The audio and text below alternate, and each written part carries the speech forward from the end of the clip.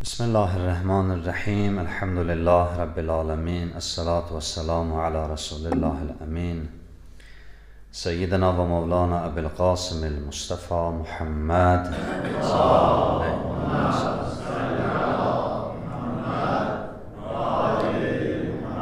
Ve ala alihil masuminel mukarramin. La siyumel hucceh ruhi ve ervahul alemin. لتراب مقدمه الفداء أما بعد قال الله الحكيم أعوذ بالله من الشيطان الرجيم فكيف إذا جئنا من كل أمة بشهيد وجئنا بك على هؤلاء شهيدا صدق الله العلي العظيم. Bir daha təbrik edirəm. Gec də olsa, keçmiş də olsa, bir gün ötmüş də olsa, Qədirxum günü münasibətilə hər birimizi. Qədirxum haqqında cümə günü danışıldı. Əksəriyyət, burada olanların əksəriyyəti o cümədə iştirak edib və etməyənlər də, edənlər də bu neçə günü Qədirxumla bağlı məclislərdə danışılıb, iştirak eləmişsiniz. Allah qəbul eləsin. Mən təkrarçılıq olmasın deyə bir qısaca bir şey inşallah istəyirəm. Zehnimdə var, onu danışım, xidmət üzrə çatdırım və inşallah ondan sonra Kərbəlayı Nail qardaşımızdan istifadə edəcəyik. Peyğəmbər Qədirxumda əleyhissalamın imamətin insanlara elan elədi. Orada bir cümlə buyurdu. Buyurdu ki, mən kimin mövlasıyamsa, Əli də onun mövlasıdır. Tarixin, zamanın, məkanın təhrif eləyə bilməyənlər sözü təhrif elədilər. Dedilər, Mövla 17 dənə mənası var. Biz nə bilək Peyğəmbər nə deyir? Bəziləri dedi, Mövlanın bir mənası da dostdursa, Peyğəmbər elə demək istəyirdi ki, Əli mənim dostumdur, sizlə bundan dostluq eləyin. Və buna bənzər gülünc bəhanələr tarixin səhifələrinə yapışdı qaldı və bu günümüzə qədər də bəzi insanlar bu sözü deyir, danışır və Qədirxumu bu cür təhrif eləyirlər. Peyğəmbər nə demək istəyirdi orada? Əleyhissalamı necə təqdim eləmək istəyirdi? Ümumiyyətlə, Mövla vilayəti olan kəs nə mənasını daşıyır? Quranda Allah imam barəsində 2 dənə söz deyir. O 2 söz imamın varlığının, zərurətin elə çatdırır ki, Qədirxum və Qədirxumun mövzusunda olan bir çox kəlmələri, sözləri əleyhissalam barəsində rahat şəkildə açır. Peyğəmbər demək istedi ki, tək Əli yox, məndən sonra İslama rəhbər lazımdır. Quran belə deyir, Nisa surəsi 41-ci ayədə. Quran deyir, əvvəl çöldən, kənardan ayəni deyirəm, sonra ayəni oxuyuram. Quran deyir ki, hər bir zamanda bir şəxs lazımdır ki, o şəxs insanların əməllərini müşahidə eləsin.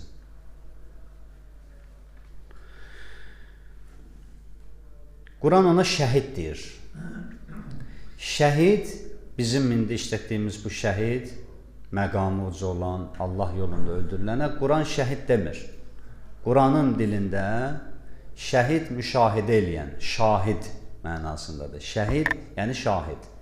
Şahid kimə deyilir? Yəni müşahidə eləyən. Quran şəhidə, hədisdə keçən şəhidə Allah yolunda öldürülmüş kəs deyir. 2 dənə ayə var şəhidliyin barəsində, orada şəhid sözü işlətmir. Şəhid Quran müşahidə eləyənə deyir. Şəhid imamın adlarındandır. Quran deyir ki, hər əsrdə gərək bir dənə şəhid olsun, yəni şahid olsun. Fəkeyfə izə ci'na min kulli ümmətin bi şəhid. Necə olacaq halları hər bir ümmətdən bir şahid gətirdiyimiz zaman? Bir şəhid gətirdiyimiz, bir şəhid deyəndə məlum olur ki, bu şəhiddən məqsəd müşahidə edəndir. Elə şəhidə də ona görə şəhid deyilir ki, son anında gedəcəyi cənnətin məqamını görür, müşahidə eləyir. Cənnəti dünyada görüb gedən. Ona deyiblər şəhid. Amma Quran şəhidi imam mənasında bizə çatdırır. Fəkeyfə izâ ci'nâ min kulli ümmətin bi şəhid. Necə olacaq halları? Hər bir ümmət öz şəhidi ilə gələcək. Və ci'nâ bikə alə haulâi şəhidən. Səni də bunlara şəhid gətirəcək, yəni şahid gətirəcək. Bəs Quran deyir ki, hər əsrdə, hər zamanda bir dənə şəhid olmalıdır, bir şahid olmalıdır. Və yevmən nəb'əsu fi kulli ümmətin şəhidən aleyhim min ənfusihim. Hər bir ümmətin o gün özlərindən bir şəhidi olacaq. Hər bir ümmətin. Və ci'nâ bikə şəhidən ələ havla. Və səni də bunlara şəhid gətirəcək, şahid gətirəcək. Qəsəs 75. Və nəzəna min kulli ümmətin şəhidə. Hər ümmətdən bir şəhidi gətirəcək, bir şahidi gətirəcək. Biz Quran deyir ki, hər ümmətə bir dənə şəhid, bir dənə şahid mütləqdir, gərək olsun. Hər bir ümmətin içində bir kəs var, adı şəhiddir. Elə asta-asta danışıram, baxın. Hər bir əsrdə bir nəfər var, adı şəhiddir. Heç bir ümmət bunsuz mümkün deyil olsun. Ayə 3 dənə ayə oxudum. Qiyamət günü o şəhidləri Allah gətirəcək. Bu şəhidin funksiyası nədir? Şəhidin funksiyası budur ki, insanların əməllərinə qiyamətdə şahidlik eləyəcək. İndi ağlımıza gəldi ki, elə o Peyğəmbər idi də, başqa adam lazım deyildi ki. Peyğəmbərdir o şəhid. Quran Maidə 117-də qeyd edir ki, şəhid gərək diri olsun. Ölübsə bir nəfər, şəhid olubsa, yəni şəhid adında bir nəfər var idi ümmətin içində, amma o sağ olmalıdır. O ölübsə mütləq başqası olmalıdır. Maidə 117. Və kuntu aleyhim şəhidən. Həzrəti İsa aleyhissalamın Allahla danışığıdır. Allah deyir ki, hər ümmətə biz şəhid gətirəcək.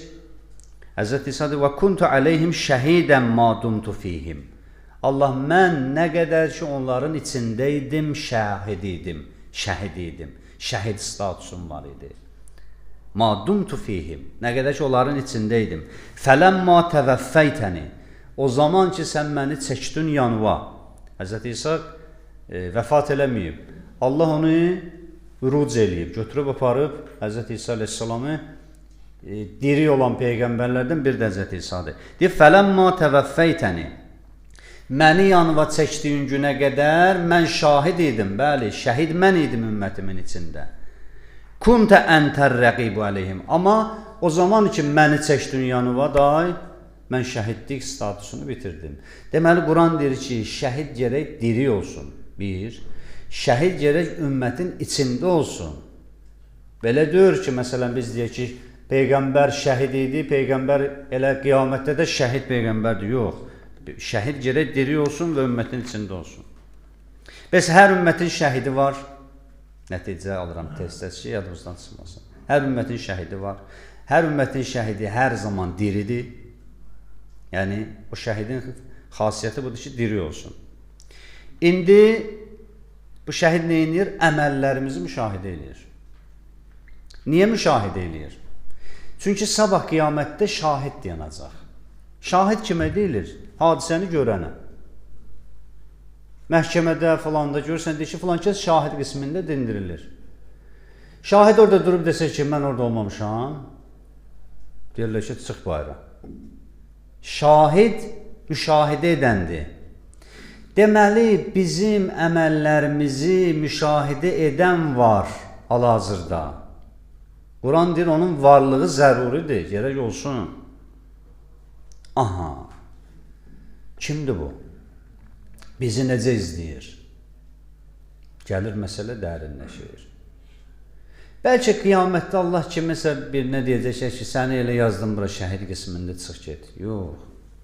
Bizim əməllərin 2 dənə hissəsi var. Bir zahiri hissəmiz var.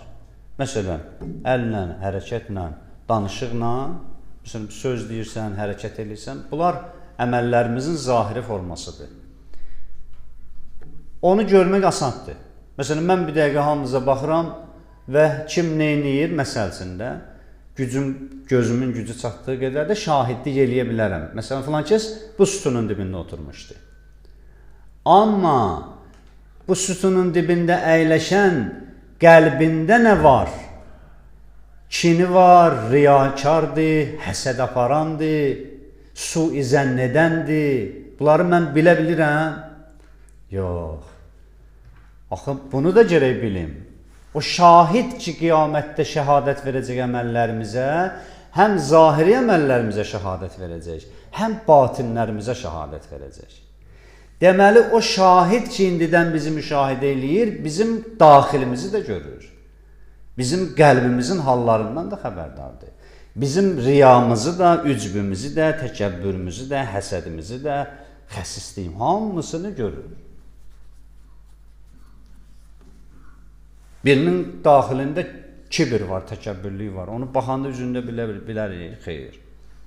İmam şahid olacaq qiyamətdə. İmam mənim hansı əməllərimə şahid olacaq? Mənim əməllərim iki hissədir, zahir və batin. Deyir, imam hər iki əməllərimə şahiddir. Bəs o şahid ki, dünyada varlığı hər əsrdə lazımdır, onun iki dənə işi var, funksiyası var. İnsanların əməllərini həm zahirin, həm də batinin müşahidə eləyir. O kəs ki, qiyamətdə şəhadət verəcək, o gərək indidən müşahidə eləsin. Hər əsrin insanını müşahidə eləsin.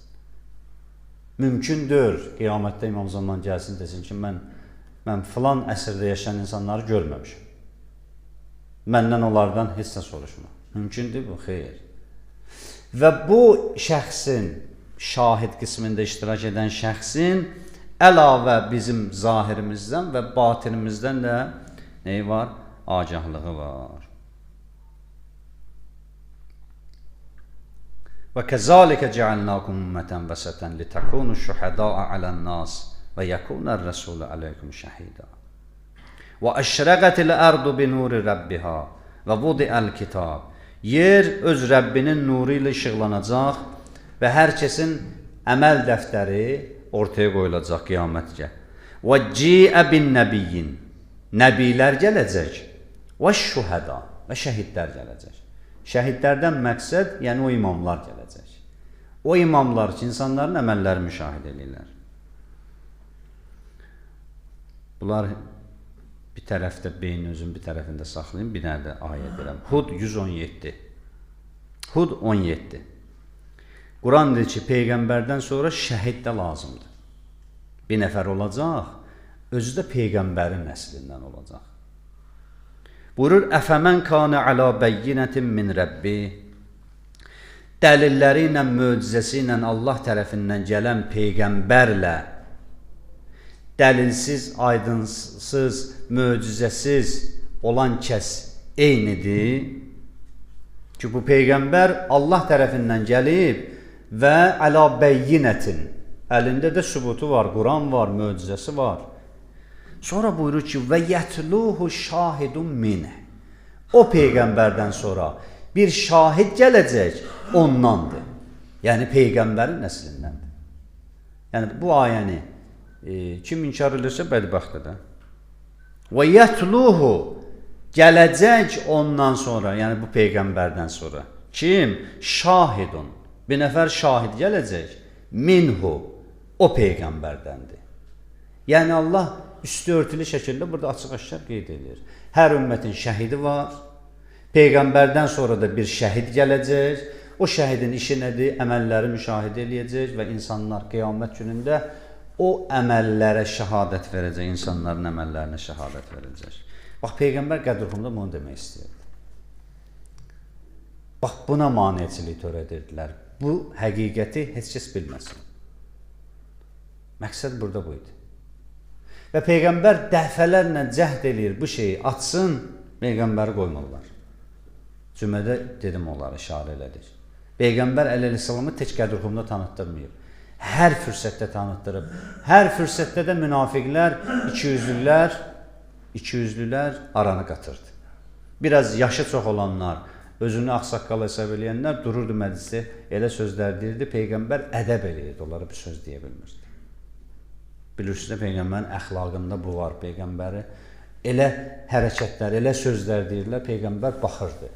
İmkan da vermirdi kimsə ona təzyiq göstərsin, ona pislik eləsin. Həzrət dedi, deyin, onun mənlə işi, bu görüm nə edəcək.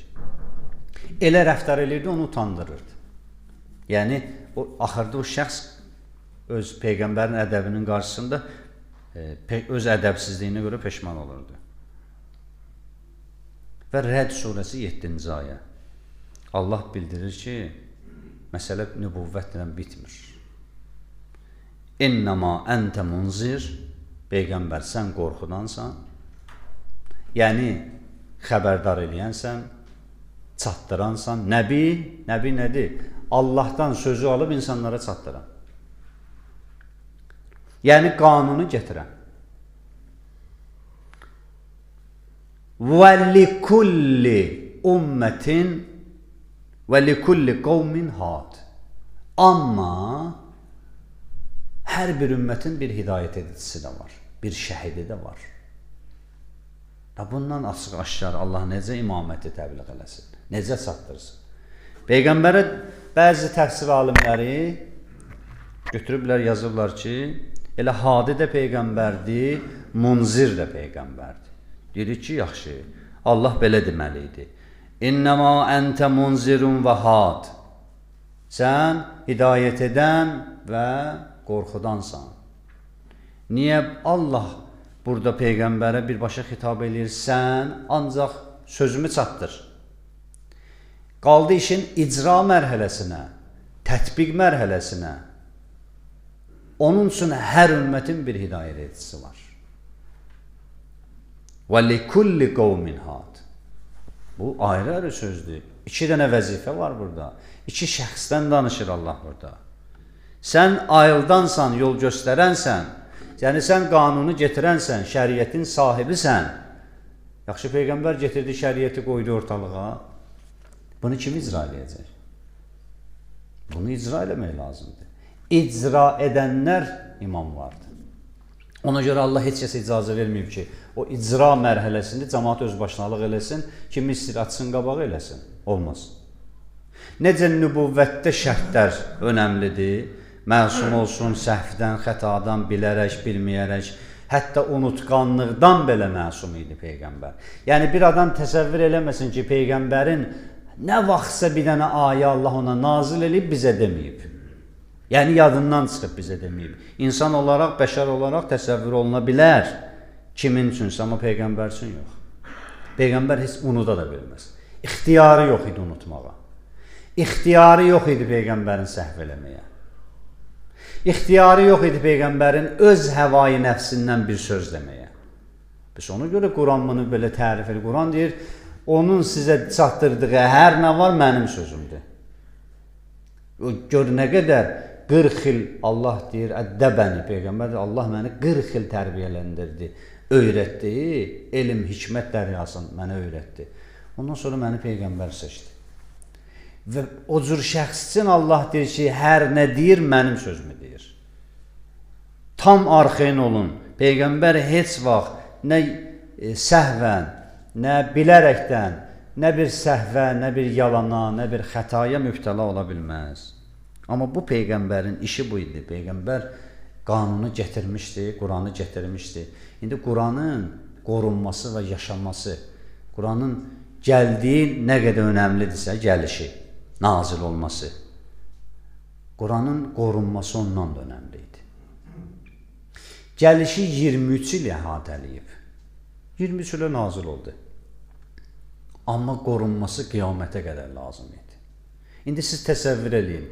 Allah 23 ilə görə bir nəfəri seçə, 40 il ona dərsliyə, 40 il onu Peyğəmbər eləyə, ədəbləndirə və bir nəfəri 23 il bir kitabı qorumaq üçün göndərə, qiyamətə qədər o kitabı qoruyan heç kəsi göndərməyə. Bu necə ağla batandır?